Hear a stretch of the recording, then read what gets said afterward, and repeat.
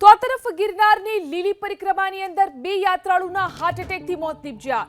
જસદણ તાલુકાના નવા ગામના 57 વર્ષીય પુરુષોત્તમભાઈ ગિરનારની તળેટીમાં મોતને ભેટ્યા. તો રાજકોટમાં 64 વર્ષીય મહેશભાઈનું માળવેલા ગોળી પડાવ નજીક મોત થયું. આજે રાત્રે વિધિવત રીતે લીલી પરિક્રમાની શરૂઆત થવા જઈ રહી છે. દર વર્ષની જેમ આ વર્ષે પણ પરિક્રમામાં ભાવિકોને વહેલો પ્રવેશ આપવામાં આવ્યો હતો. તો લીલી પરિક્રમાની શરૂઆત થઈ ચૂકી છે. એક દિવસ પહેલા જ લીલી પરિક્રમાની શરૂઆત થઈ ત્યારે બે યાત્રાળુઓના હાર્ટ એટેકના કારણે મોત નીપજ્યા છે. જસદણના નવા ગામના 57 વર્ષીય પુરુષોત્તમભાઈનું હાર્ટ એટેકના કારણે મોત નીપજ્યું છે. રાજકોટના 64 વર્ષીય મહેશભાઈનું પણ હાર્ટ એટેકને કારણે મોત થયું છે. લીલી પરિક્રમા માટે દૂર દૂરથી મોટી સંખ્યામાં ભાવિકો પહોંચી રહ્યા છે. એક દિવસ પહેલા જ પરિક્રમાનો પ્રારંભ થઈ ચૂક્યો છે ત્યારે પ્રારંભ થતાની સાથે જ બે કેસ જે સામે આવ્યા છે.